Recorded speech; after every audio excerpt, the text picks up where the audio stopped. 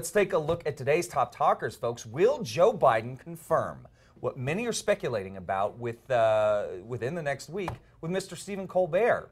It appears that the vice president will be one of Stephen Colbert's first guests as the comedian takes over the host of The Late Show next week. Colbert said Tuesday on Twitter that Biden will join him Thursday, September 10th. Biden is considering a presidential bid. Some are wondering if he will share any campaign-related news on the show.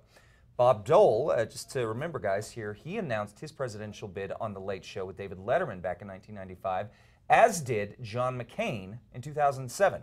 And it is rumored that Colbert's team was trying to book Donald Trump. He, however, declined.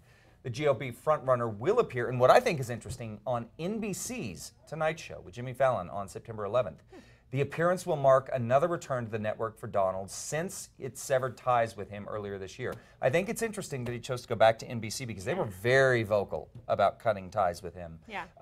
But, you know, the political climate right now, especially in the Democratic National Convention, a lot of people throwing their support behind Biden if he, you know, wants to get into the presidential race, and not just to offer another, you know, alternative to Hillary Clinton or Bernie Sanders, but a lot of people really like what he's done. A lot of people, you know, it always seems that toward the end of any presidency, that the general consensus is they don't like what the president is doing. We want to reform Washington every single time. But there are people that say, you know what, we do agree with what's going on.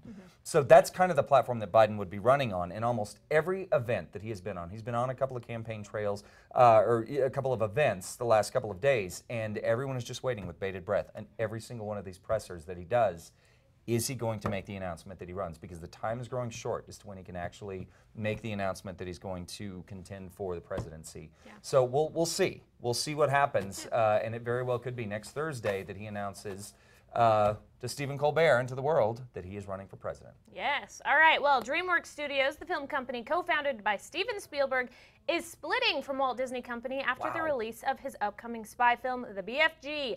Trade reports suggest Spielberg is looking to negotiate a new partnership with more favorable terms, boosted by the runaway success of Jurassic World, on which he was executive producer.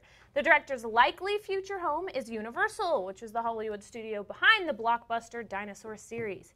Universal Studios, Walt Disney, and DreamWorks had no comment on the story, but a source did say that DreamWorks, which Spielberg helped found in 1994, feels out of step with the Disney model and its focus on big tentpole films such as Star Wars and Pixar's Inside Out.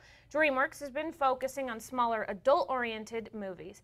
Disney Studios signed a long-term exclusive film distribution agreement with DreamWorks Studios back in 2009. So that's interesting. It is very interesting. I think it makes definite. They think Disney's too big. They want to focus on kind of smaller things, and so they're making their way away from them. Yeah, and you know, obviously, you know, Universal. This has been quite a year for Universal. Between you know, Furious 7, Jurassic World, this has been a huge year for that studio. But they do, of course, they do distribute and produce a lot of smaller films, more adult content. You know, something not for the kids. I say adult content. I mean, you know, for grown-ups. But I think that it's a very smart move, and you know, obviously, Steven Spielberg, no fool when it comes to producing both the large scale and the small scale. He's got a good vision for both. So hopefully, it's a good marriage. All right. Well, if you watch AMC, as I do with any regularity, you have probably seen their commercials touting "Life imitates AMC." They couldn't be more right about this, guys. An Albuquerque business owner has been sentenced to 15 months in prison for a crime that is literally right out of the scripts of Breaking Bad. Jerome Eckstein laundered money for a large New Mexico drug trafficking ring using his car wash. The crime was uncovered during a 16-month investigation called Operation Rain Check. And we once told an undercover agent that he could, quote, clean drug money. As you remember the TV series Breaking Bad, Walter White used his A1 car wash to launder his drug money.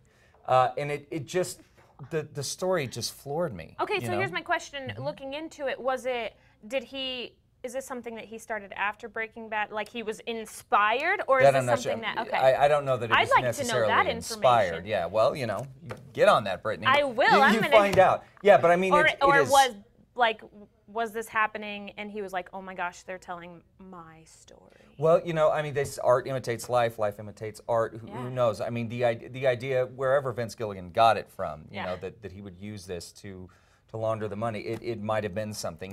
You know, honestly, I think the storyline probably has existed before. Breaking Bad made it famous. Yeah. But he's probably not the first business owner, especially in a car. I think it's just, you know, it's just a coincidence maybe. And it was an it's here in Albuquerque car wash owner. Yeah, what would be the real coincidence if the guy was, you know, bald, glasses, you know? Yes, absolutely. Yeah. All right, well, Chad, I'm so excited. Well, you've been excited about this all morning. It's a very messed up story, but it's so crazy that I've been excited to share it with you guys. All right, a Michigan teen is accused of faking a pregnancy in order to get gifts. 16-year-old Jordan was excited but scared when his girlfriend told him she was pregnant with triplets. His mother wasn't happy at first, but eventually embraced the pregnancy. Several people started giving gifts and donations for the mother-to-be, and she had a large belly and ultrasound pictures, so no one questioned she was pregnant. But an Ohio woman on the Facebook group Moms of Triplets figured it out, and she figured out it was all fake, and she contacted the family. They found the pictures were taken from the website fakeababy.com. What? Yes, the girl's brother says that all donations are being returned, and police are now investigating. Wait. So, yes, there is a website called fakeababy.com. I went there, and I can give you a rundown.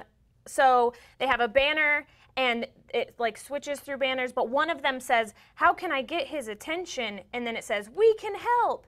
And then, so I'll just give you a run through on their prices. 4 to 6 week sonograms used to be $39.95, but they are slashing their prices and now are only $19.95. Fabric fake pregnancy bellies are $9.99. An ultrasound of the baby a little bit older is also $19.95. So I have to tell you, this is from Fake. I went to Fake a Baby so that you would give me dibs on all of the food that we have on the show. No, I'm just kidding. But isn't that crazy? I mean, fakeababy.com. That is unreal. I can see it as kind of a Halloween thing, buying your stuff, like your costume from there if you want to pretend to be Juno from Juno, right. from Juno. Right. But this is, I mean, and I thought that maybe that's what the site would be about, like, hey, here's a fun costume. No, but it legitimately but no, is it to says, deceive how people. can I get his attention? We can help. So I guess you can take the sonograms, you can put your name on it, and you can put the dad's name on it. You can edit it like to where it looks legitimate. Wow. Terrifying thing. That seems like it should be illegal. Exactly, and that's exactly what the boy's mom said. She was like, this site should not exist. Isn't that fraud? I think so. I mean, you can't lie about medical records. Is that? And you know, technically, I guess they're not lying about medical records, but that just, I mean, you know, that is explicitly using something. I'm not a lawyer, but that explicitly is using something to deceive someone else. That's fraud, I think. Crazy, right? That is totally crazy. All right.